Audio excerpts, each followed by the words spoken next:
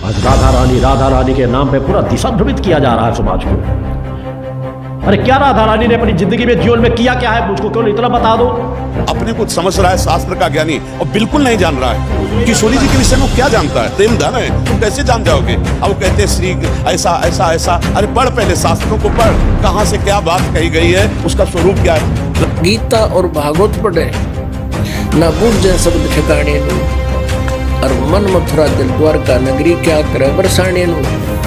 अब गीता कह रही है कि भक्ति करो तो ये मंत्र है और कोई जाप नहीं। इसके अतिरिक्त जो तुम भक्ति मंत्र प्रयोग करते हो, यूज करते हो या अन्य कोई उपासना करते हो, गीता जी अध्याय नंबर 16 के श्लोक नंबर 23 में कहा है वो शास्त्री जी को त्याग का मनमाना आचरण है, वो यूजलेस है। नमस्कार दर्शकों, स्वागत है आप सभी का आज के इस विशेष आध्यात्मिक प्रोग्राम में।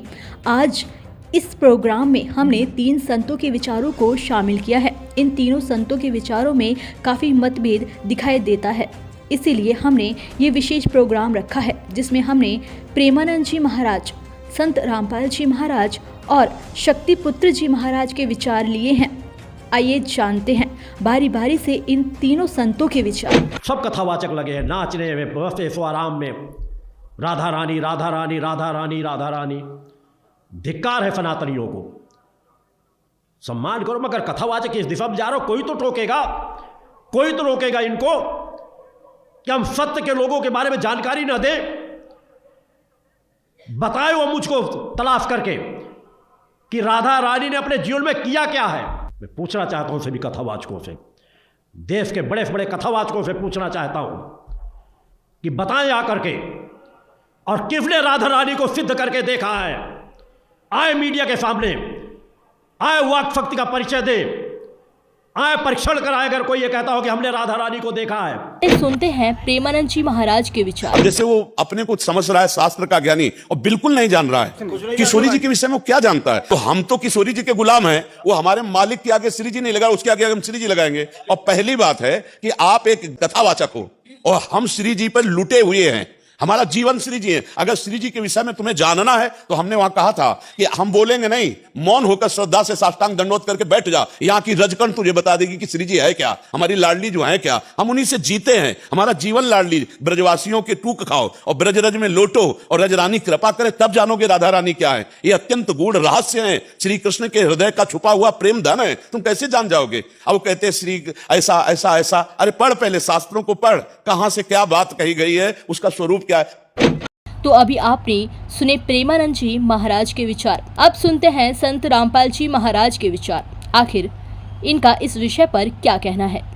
अब हम पढ़ा करते गीता जी और नाम जाप करते थे, राधे राधे श्याम मिला दे, राधे राधे श्याम मिला दे, जय राधे जय जय राम, राधे श्याम जय जय, हरे कृष्ण हरे श्याम, या कोई और मंत्र ओम जो जगदीश रे, इस तरह के। तो इसमें स्पष्ट कर रखा है कि कहते हैं गीता और भागवत पढ़े न बूझे शब्द ठिकाने नु, और मन मथुरा दिल द्वारका नगरी क्या करे बरसाने नु।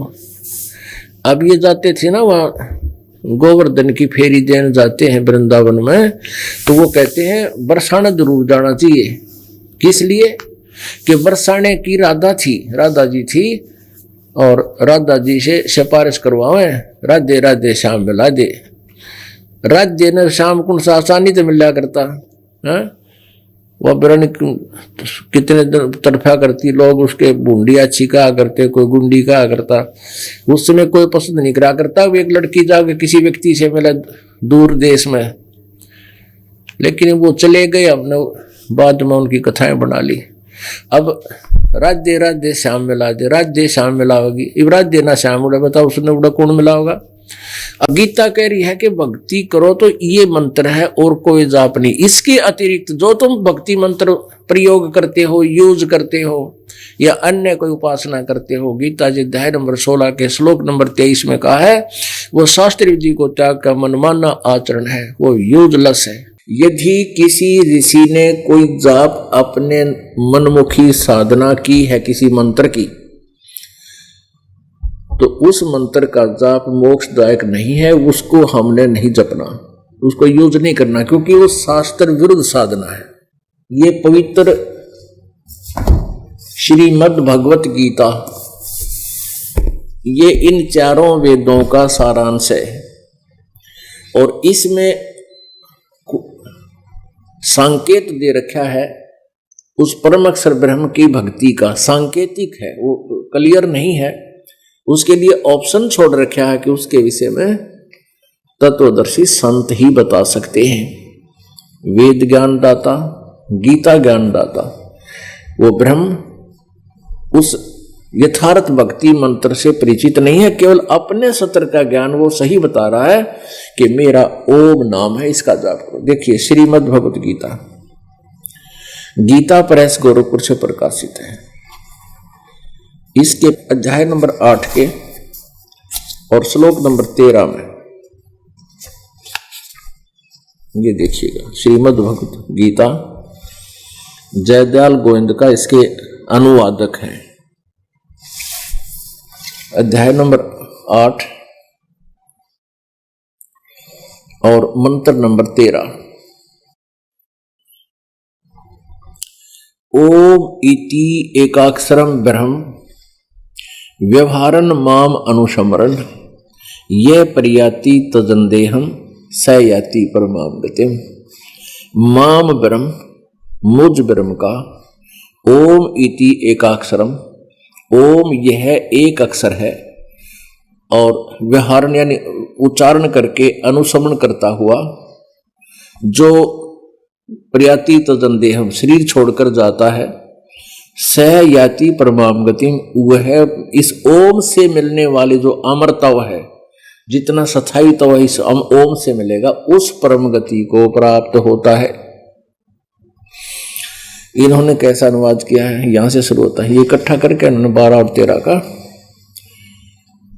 जो पुरुष ओम ओम ओम, ये ठीक किया, इसने अनुवाद ठीक किया है।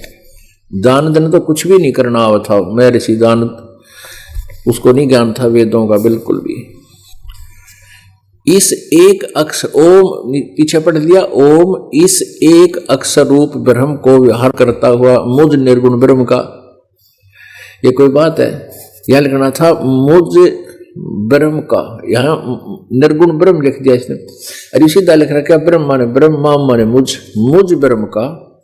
ओम पीछे लिखा ओम यह एक, इति माने यह एक अक्षर है, एक अक्षर है ओम।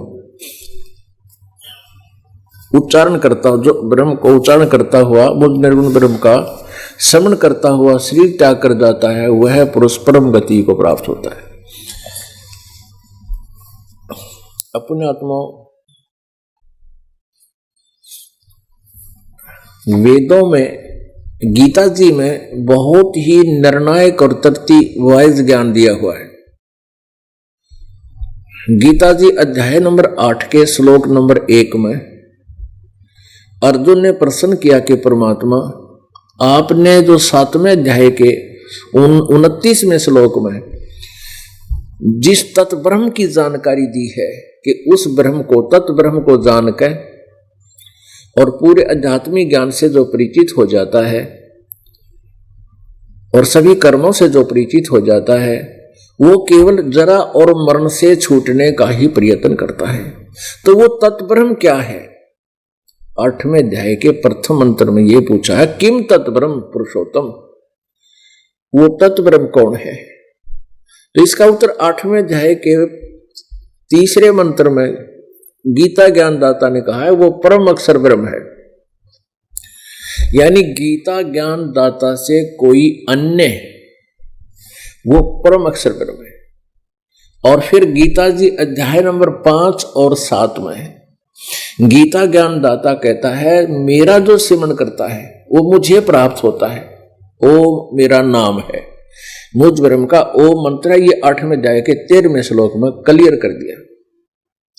फिर 8वें गीता जी के 8वें अध्याय के ही 8, 9 और 10 3 श्लोकों में उस तत्व ब्रह्म यानी परम अक्षर ब्रह्म की साधना के विषय में कहा है कि जो उसकी साधना करता है और उसके साधना का कौन सा मंत्र है, वो तत्वदर्शी संत बताओगा। गीता जी अध्याय नंबर 4 के श्लोक नंबर 34 में कहा है, कि गीता जी अध्याय नंबर 4 के श्लोक नंबर 34 में कहा है कि उस तत्व ज्ञान को, कौन से को, जो चौथे अध्याय के, गीता जी चौथा अध्याय के श्लोक नंबर 32 में बताया कि जो सच्चिदानंद घन ब्रह्म की वाणी में विस्तार से लिखा गए हैं वो ज्ञान और वो मंत्र है। उसको तू तत्वदर्शी संतों से समझ, उनके दंडवत प्रणाम करने से, कपट छोड़कर प्रार्थना करने से, प्रसन्न करने से वो तत्वदर्शी संत तुझे उस परमात्म तत्व के बारे में जानकारी देंगे। तो उसके लिए कहा कि वो तत्वदर्शी संत बता सकते हैं उस परम अक्षर ब्रह्म के बारे में साधना का। और गीता जी अध्याय नंबर 17 के श्लोक नंबर 23 में कहा कि उस सच्चिदानंद घन ब्रह्म की प्राप्ति का, उसकी साधना के ये 3 मंत्र हैं, जिसमें ओम भी इंक्लूड है,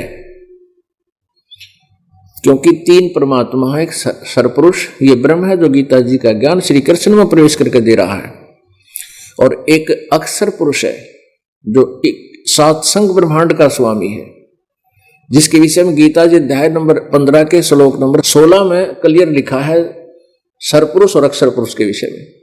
और 17 में फिर परम अक्षर ब्रह्म के बारे में कहा गया कि उत्तम पुरुष है तू अन्य परमात्मा इति उदाहरते, ये लोग तेरे मावी से विवर्ती अवय ईश्वर है।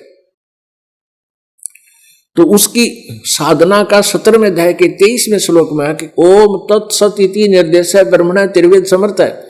उस सच्चिदानंद घन ब्रह्म का, यानी परम अक्षर ब्रह्म के सिमरण का केवल इस 3 मंत्र ओम तत्सत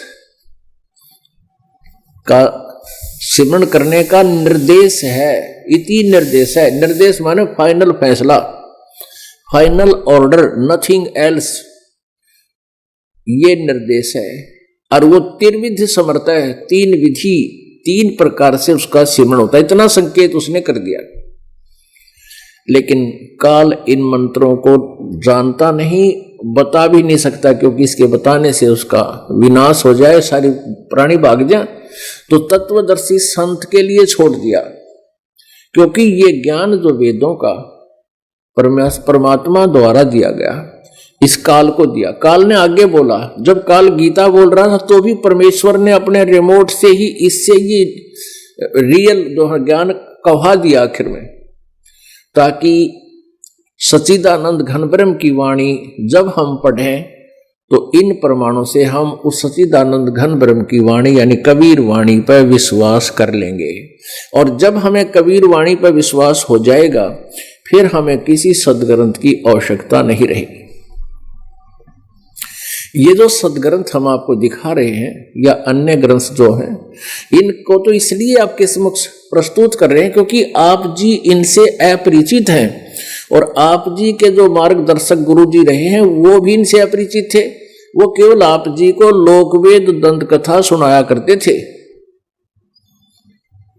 और मनमुखी मनमाना आचरण आपसे करवाते थे, मनमानी पूजाएं करवाते थे, जो गीता जी अध्याय नंबर 16 के श्लोक नंबर 23 में रिजेक्ट किया है कि शास्त्र विधि को त्याग कर जो मनमाना आचरण करते हैं उनको न तो कोई सुख होता है और न ही उनका कोई सिद्धि होती है और न ही वो उनकी गति होती है। और इन 3 चीजों के लिए हम भक्ति करते हैं।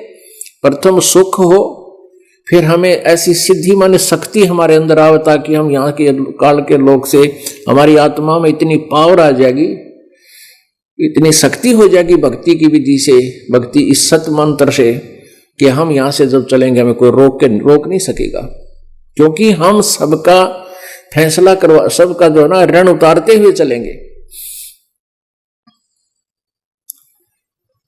अब आपको दिखाते हैं गीता जी अध्याय नंबर 8 का श्लोक नंबर 1, ये देखिएगा, ये है अष्टमो अध्याय, 8वां अध्याय। इस प्रथम मंत्र में अर्जुन ने पूछा किम तत्ब्रह्म, किम तत्ब्रह्म, किम अध्यात्म, किम कर्म पुरुषोत्तम, अधिभूतम च किम प्रोक्तम, अधिदेवम किम उच्यते। अब क्या पूछा है कि ये तत्ब्रह्म क्या है, ये गीता जी अध्याय नंबर 7 के 30 मंत्र हैं। 29वें श्लोक में 29वें मंत्र में गीता ज्ञानदाता बता रहा है कि जरा मरण मोक्षाय माम आश्रित्य। माम आश्रित्य माने मैंने जो ज्ञान दिया है उस पर जो आश्रित हो गया कि तत्वदर्शी संत की खोज कर ले, और तत्वदर्शी संत फिर जो ज्ञान देगा उस तत्व ब्रह्म के बारे में सारे अध्यात्म ज्ञान को सही से समझाएगा। उसके पश्चात जरा मरण मोक्षाय माम आश्रित है। माम आश्रित है यानी मेरे पर आश्रित होकर इस वचन ज्ञान पर यतंती, ये जरा मरण मोक्षाय माम आश्रित है, मेरे ज्ञान मेरे द्वारा दिए गए अध्यात्म ज्ञान पर आश्रित होकर जरा मरण मोक्षाय। जरा माने बुढ़ापा, मरण माने मृत्यु से मोक्ष प्राप्ति के लिए ये यतंती, जो यतन करते हैं, जो परिश्रम प्रयत्न कर रहे हैं, ते ब्रह्म तत्विदु, वे तत्व ब्रह्म को जान चुके हैं, जानते हैं। ते ब्रह्म तत्विदु कृष्णम अध्यात्म कर्म च अखिलम। वे सभी कृष्ण मन सारे अध्यात्म कंप्लीट संपूर्ण अध्यात्म से परिचित हैं, और अखिलम यानी सारे कर्म से भी परिचित हैं, और वे उस तत्ब्रह्म से भी परिचित हैं जो केवल जरा और मरण से मोक्ष पाने के लिए जो यत्न करते हैं, जो मेरे इस द्वारा दिए गए ज्ञान पर आश्रित होकर तत्वदर्शी संत की खोज कर लेते हैं। तो ते ब्रह्म तत्विदु कृष्णम अध्यात्म कर्म च अखिलम, सारे अध्यात्म कर्म, संपूर्ण अध्यात्म को और सभी कर्मों को तथा वो तत्व ब्रह्म को जानते हैं, समझ चुके हैं। अब इस तत्व ब्रह्म के बारे में इनके द्वारा अनुवाद है इसका, जो मेरे शरण होकर जरा मरण से छूटने के लिए प्रयत्न करते हैं, वे उस तत्व ब्रह्म, उस ब्रह्म को यानी तत्व ब्रह्म को उस ब्रह्म को, संपूर्ण अध्यात्म को तथा संपूर्ण कर्मों को जानते हैं। ये 30वां अध्याय है, 30वां मंत्र है। इसके बाद ये 8वां अध्याय शुरू हो जाता है, लास्ट में कहा है। तो तभी अर्जुन ने तुरंत प्रश्न किया कि प्रथम मंत्र में किम तत्ब्रह्म किम अध्यात्म किम कर्म पुरुषोत्तम अधिभूतम च किम प्रोक्तम अधिदैविम किम उच्यते। इसका उत्तर हे पुरुषोत्तम तत्ब्रह्म, वह ब्रह्म क्या है, वो तत्ब्रह्म क्या है।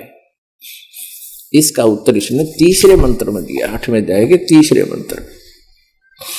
ये 8वां अध्याय चल रहा है, इसका तीसरा मंत्र है। गीता ज्ञानदाता कहता है परम अक्षर ब्रह्म है, वो परम अक्षर ब्रह्म है। यहां देखना, अब हम ये 5 और 7 में अध्याय नंबर 8 के और श्लोक नंबर 5 में गीता ज्ञानदाता कहता जो पुरुष अंत काल में भी मुझको ही स्मरण करता हुआ, अपना जिस नाम बताई रखा है, स्मरण करता हुआ शरीर को त्याग कर जाता है, वह मद भावम याति, मेरे साक्षात स्वरूप को प्राप्त होता है। ये गलत कर रखा अनुवाद इन्होंने। मद भावम माने मेरे भाव में, मेरे ही अंदर आसक्त हो जाता है, इसमें कोई संशय नहीं। और जहां आशा तहां बासा होई। अब 6 में नियम बताया है कि ये नियम है कि जो अंत समय में एक कुंती पुत्र यह मनुष्य अंत काल में जिस भी भाव को स्मरण करता हुआ, यानी उस परम अक्षर ब्रह्म के भाव में शरीर छोड़कर जाता है, उसको प्राप्त होता है। यानी जो भी जिसके भाव में शरीर छोड़कर जाता है, तो शरीर त्याग करता है, उसको ही प्राप्त होता है। सदा तद भाव भावती, तद भाव भावती, उसी भाव से भावित रहता है। यानी जैसे हम हनुमान पुजारी है, मराएंगे जब तक हनुमान ने आस्था रह जाएगी, तो ऐसे ही हम तत्ब्रह्म के पुजारी हैं तो तत्ब्रह्म आस्था रह जाएगी, यदि हम ब्रह्म के पुजारी हैं तो ब्रह्म आस्था रह जाएगी। इसका ये नियम है। फिर साथ में बताता है कि हे इसलिए हे अर्जुन सब समय में मेरा स्मरण कर, यानी मेरे जाल में रहे और मेरा स्मरण कर और युद्ध भी कर। इस प्रकार मुझ में अर्पण किए हुए मन बुद्धि युक्त होकर तू निसंदेह मुझको ही प्राप्त होगा। अब स्पष्ट किया कि मेरे भाव में भावित रहेगा, मेरे गुणों से परिचित है और मेरा ही मंत्र करेगा तो स्मरण करेगा तो मुझे ही प्राप्त होगा। अब 8वें 9वें और 10वें में बताया है। 8वें में बताया है, इसका आगे बताते हैं।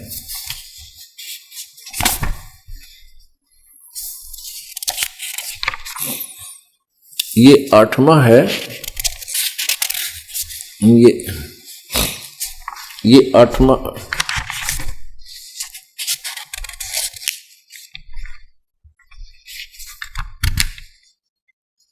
ये देखिएगा, ये 8वां है यहां पर और इसका यहां अनुवाद है।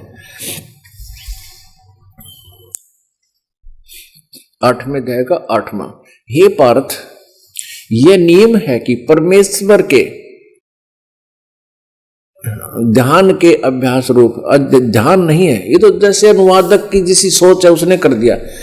अभ्यास योग युक्तेन, यानी जो तत्वदर्शी संत बतावेगा उस सच्चिदानंद घन ब्रह्म की साधना।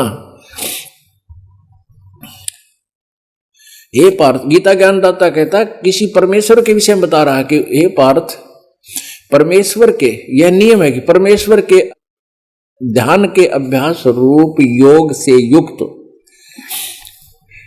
आगे फिर बताएं, दूसरी ओर न जाने वाले चित्त से निरंतर चिंतन करता हुआ परम देव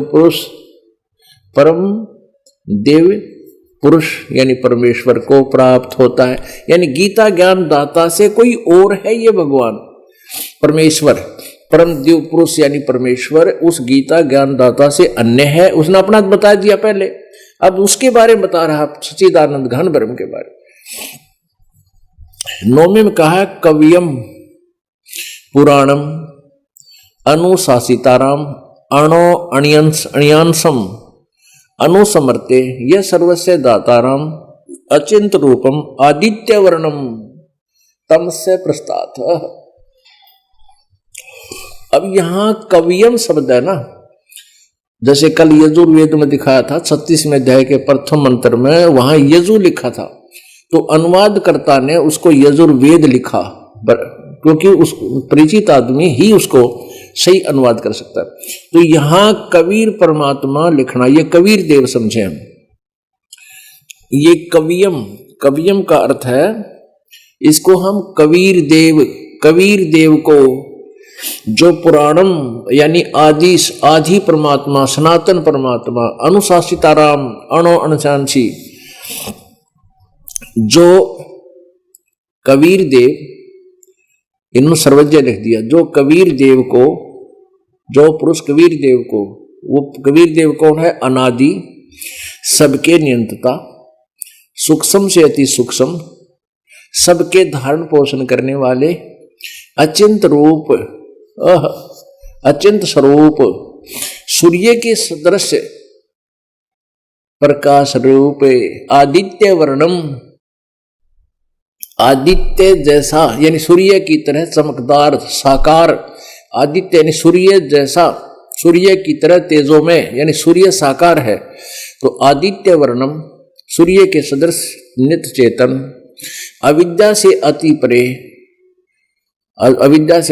शुद्ध सच्चिदानंद घन परमेश्वर का जो सेवन करता है। ये 8वां पढ़ लिया, 9वां पढ़ लिया अपन, अब 10वां पढ़ लेंगे।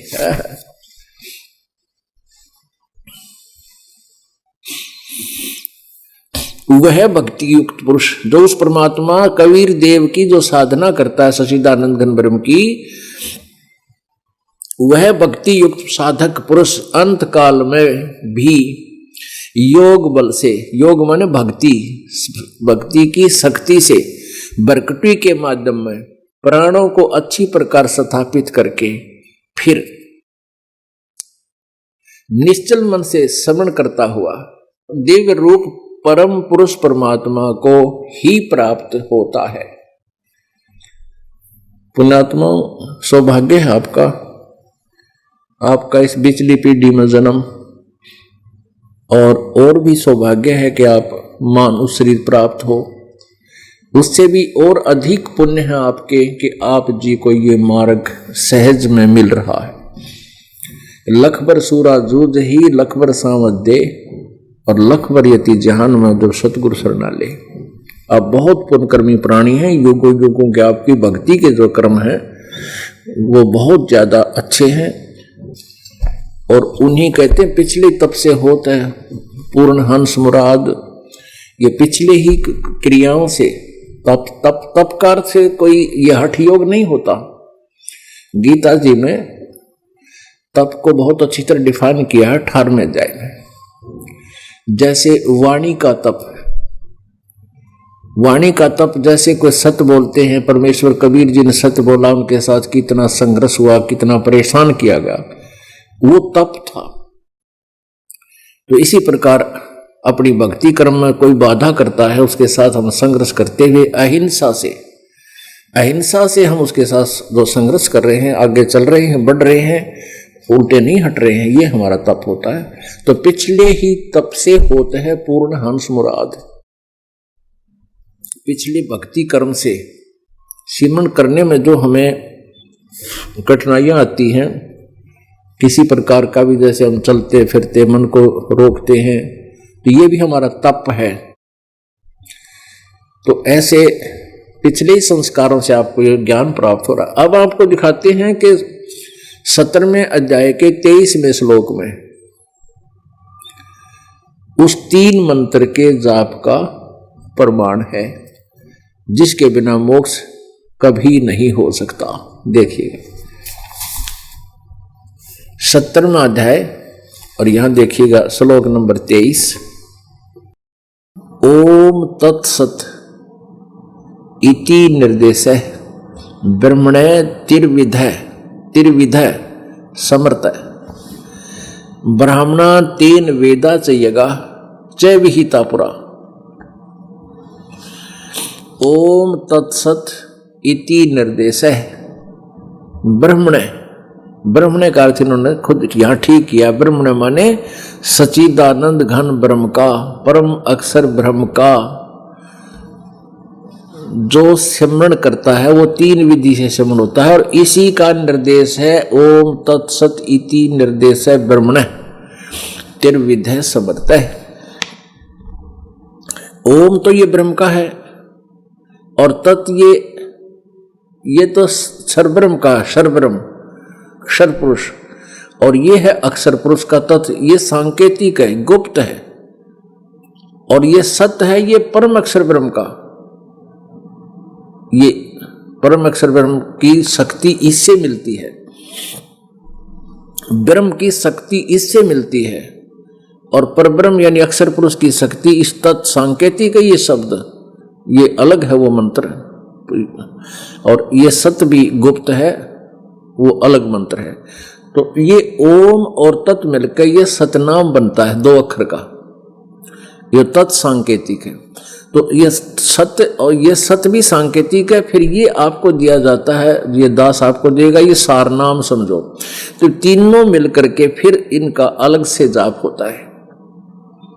इन तीनों पहले ही सतनाम दिया जाता है, जिससे आपका इन दोनों मंत्रों की खूब भक्ति हो जाएगी। जब तीसरा नाम आपको दिया जाएगा, ओम तत्सत इति निर्देश है ब्रह्मण माने सच्चिदानंद घन ब्रह्म, यानी परम अक्षर ब्रह्म, उस दिव्य परम पुरुष।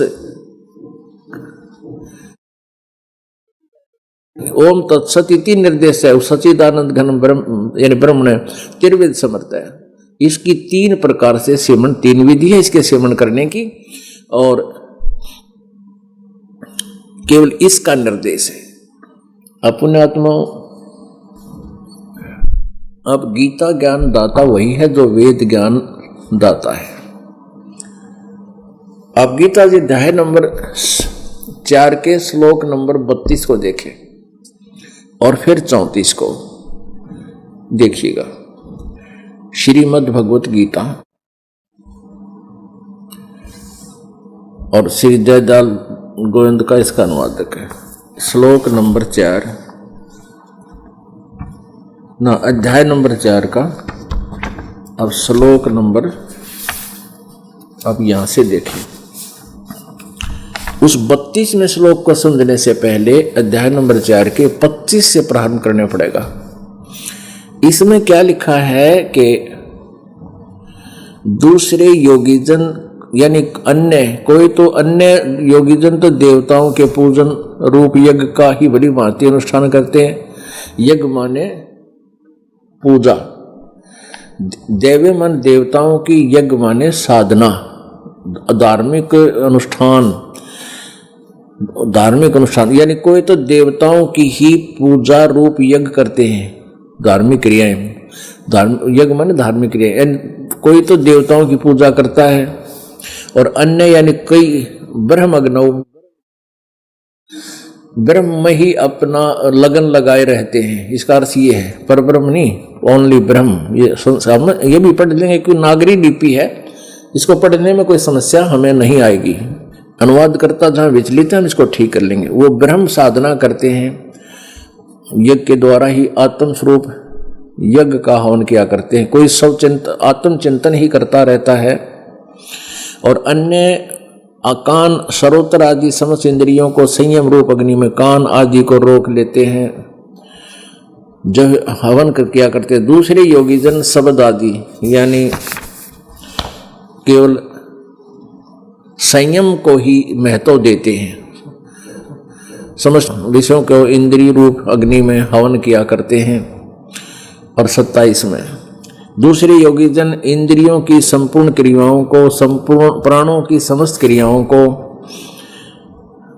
ज्ञान प्रकाशित आत्म संयम योग रूप अग्नि में ही स्वयं करते हैं, हवन करते हैं। यानी कोई केवल ज्ञान पर ही आश्रित है, बस जैसे केवल ज्ञान हो गया।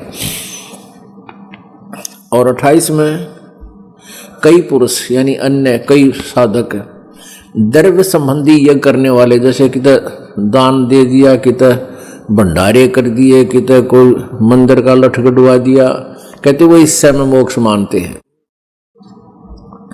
और कुछ ये हठ योग तपस्या करते रहते हैं और दूसरे कितने ही कोई योग अभ्यास करते हैं, योगासन आदि करते हैं, इस सब ने मोक्ष मान लेते हैं। कितने ही साधक अहिंसावादी तीक्ष्ण व्रतों से युक्त, जैसे मुंह का पट्टी बांध कर नंगे पैरा घूमते हैं, इसी को मोक्ष मानते हैं। और यतनशील पुरुष स्वाध्याय रूप ज्ञान यज्ञ को करने वाले हैं। कुछ स्वाध्याय करते हैं, जैसे गीता जी का एक पाठ कर लिया, वो कोई गायत्री मंत्र का जाप कर लिया, 5 बार नमाज कर ली, कहते यहीं तक सीमित है। 29-30 में कहा है, और कितने ही योगी जन अपान वायु में प्राण वायु को, ये अपने सुख श्वास उश्वास को सूक्ष्म करके ही इसी में न सोचने काफी समय तक बिना श्वास लिए रह जाते हैं। इसे क्या लाभ होता है वो बात की बातें, ऐसे कुछ साधना करते हैं। वैसे ही अन्य योगीजन प्राण वायु में अपान वायु को हवन करते हैं। अन्य कितने ही नियमित आहार करने वाले हैं, कोई फल खावे है, कोई फूल खावे है, कोई जल दूध आहारी है, दूध पर रहता है। और कुछ प्राणायाम ही करके अपने शरीर को योग अभ्यास से ही अपने आप अपने भक्ति को मानते। प्राणायाम प्राण यानी प्राणायाम पर आश्रित पुरुष प्राण और अपान की गति को रोककर प्राणों को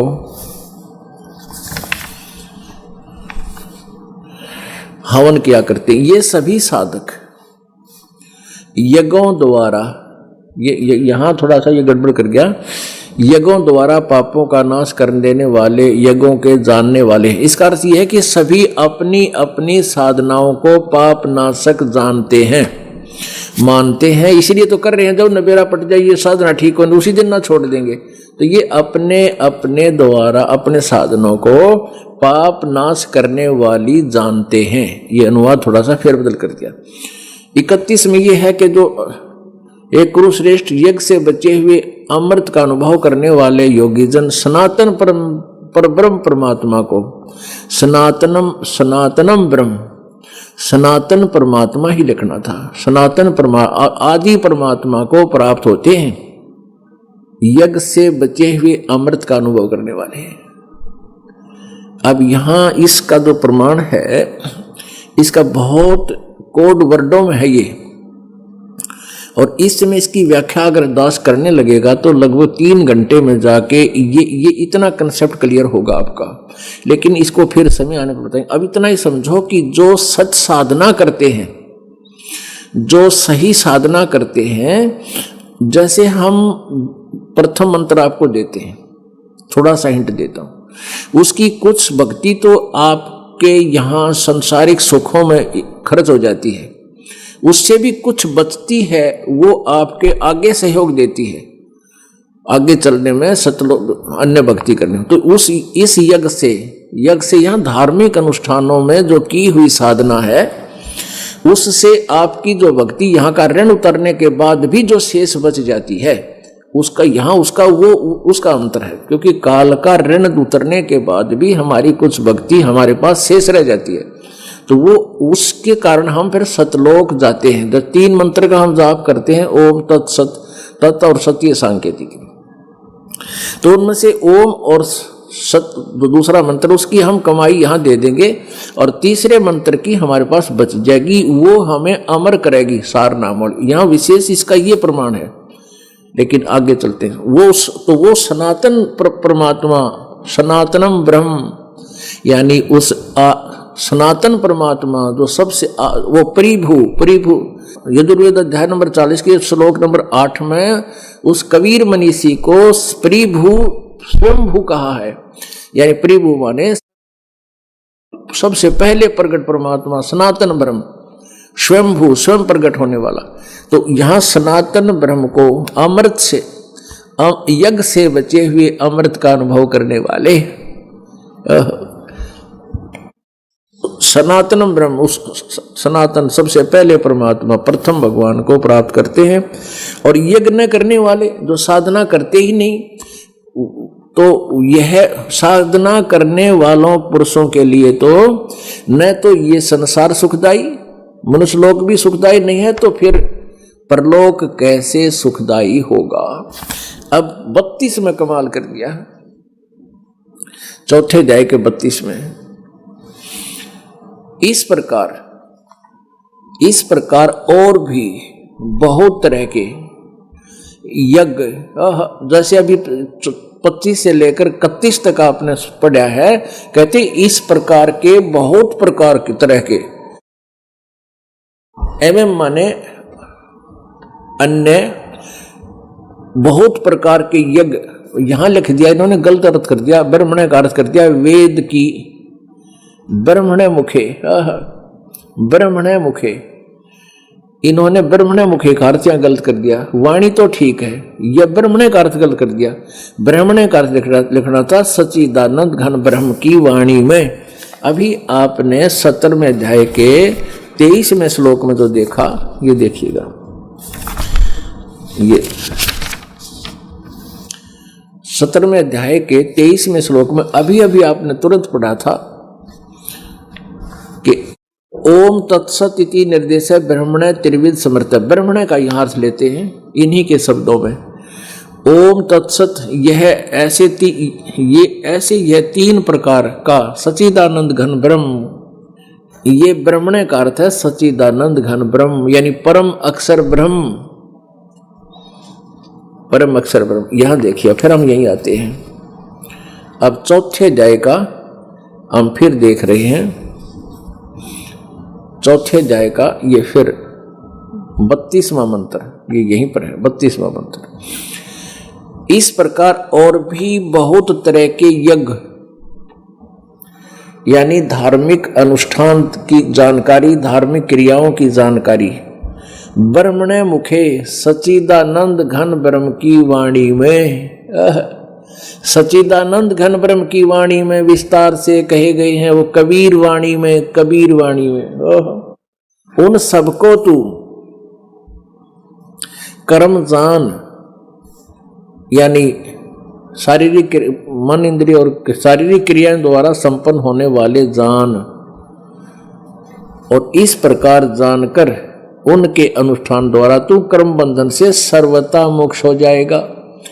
अब 33 में क्या कहा है, ये 33 में क्या कहा है ये देखिएगा। हे परंतम अर्जुन, द्रव्य में यज्ञ की अपेक्षा ज्ञान यज्ञ अत्यंत श्रेष्ठ है। कहते तू बिना सोचे समझे कोई धन व्यय कर देते हो धार्मिक अनुष्ठानों पर, उसकी बजाय सबसे पहले तू ज्ञान समझ। यो ज्ञान यज्ञ श्रेष्ठ है, यानी सबसे पहले तू तत्वदर्शी संतों का सत्संग सुने, उस ज्ञान ने समझ, और फिर 2 पैसे ला दो ठीक ठिकाने लगेंगे, लाभ भी देंगे। हे परंतम अर्जुन, द्रव्य में यानी जो धन से होने वाली धार्मिक क्रियाएं हैं उसकी अपेक्षा ज्ञान यज्ञ श्रेष्ठ है। यानी वैसे अंधाधुंध की कोई मंदिर बनवा दिया, कि कोई और कुछ धर्म भंडारे कर दिए, तो इस तरह के व्यय धन लाने से पहले तो ज्ञान यज्ञ श्रेष्ठ है, यानी ज्ञान यज्ञ तत्व ज्ञान सुने। और यावन मात्र संपूर्ण कर्म यानी सभी कर्म ज्ञान में समाप्त हो जाते हैं। जो आंख मीच कर मनमाना आचरण करते हो वो ज्ञान जब संपूर्ण ज्ञान हो जाएगा फिर ये सब मिट जाएंगे, ठीक ठिकाना तेरी बुद्धि तेरा मन लग जाएगा। जैसे तो इस प्रकार फिर 34 में चौथे अध्याय के 34वें श्लोक में कहा है, उस ज्ञान को ओहो सच्चिदानंद घन ब्रह्म की वाणी में जो ज्ञान है, ज्ञान यज्ञ है, उस ज्ञान को ओहो उस ज्ञान को सच्चिदानंद घन ब्रह्म यानी परम अक्षर ब्रह्म कबीर देव की वाणी में जो ज्ञान लिखा गया है, उस ज्ञान को तू तत्वदर्शी ज्ञानियों के पास जाकर समझ, जो गीता ज्ञान से भिन्न है। समझ, उनको भली भांति दंडवत प्रणाम करने से, तत्वदर्शी संतों को उनकी सेवा करने से, कपट छोड़कर सरलता पूर्वक प्रसन्न करने से वे परमात्म तत्वदर्शी यानी तत्वदर्शी संत परमात्म तत्व को भली भांति जानने वाले यानी तत्वदर्शी संत तुझे वो ज्ञानी महात्मा तत्वदर्शी ज्ञानी महात्मा तुझे तत्व ज्ञान का उपदेश करेंगे। अपने आत्मा ये स्पष्ट हो गया कि पवित्र वेदों में पवित्र गीता जी जो कि हमारे ऑथेंटिक सदग्रंथ हैं, पवित्र चारों वेद, पवित्र गीता जी और पवित्र सच्चिदानंद घन ब्रह्म की वाणी यानी कबीर वाणी, उसमें जो वे ऑफ वर्शिप है उसी से हमारा मोक्ष होगा, उसी के जाप से, उसी मंत्रों से हमारा लाभ होगा। जैसे आज सत्संग जो प्रारंभ हुआ इसी विषय में था, वह है कि जैसे हमने सबसे पहले ये निर्णय करना है कि जो साधना हम कर रहे हैं, जिन मंत्रों का हम जाप कर रहे हैं, ये कहीं मनमाना आचरण तो नहीं है।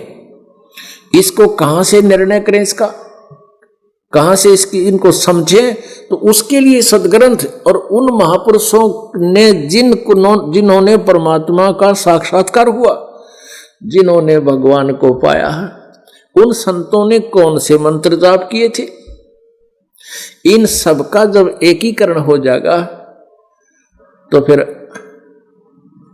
इस मन रूपी इस दानव को कहीं भटकने की जगह नहीं मिलेगी और आत्मा इस पर हैवी हो जाएगी। अब ये मन आत्मा पर हैवी है, इसको भ्रमित करके, और फिर आत्मा जब ज्ञान से परिचित हो जाएगी फिर मन की नहीं सुनती है बिल्कुल भी, फिर मन इसके अनुकूल हो जाता है और फिर आत्मा इस मन के ऊपर बैठ जाती है। अब मन आत्मा के ऊपर बैठा हुआ है और मन की स्पीड बहुत जबरदस्त है। जब आत्मा इसके ऊपर बैठ जाएगी इस ज्ञान से दृढ़ हो जाएगी तो फिर इसकी रेल बना देगी, फिर इसी से भजन कराओगे। ये इतना डट के भजन करवाओगा, इसे फिर ये बकवाद नहीं करेगा, इधर उधर हमें घसीटेगा नहीं। तो इसका ये एक ट्रीटमेंट है मन को सेट करने का।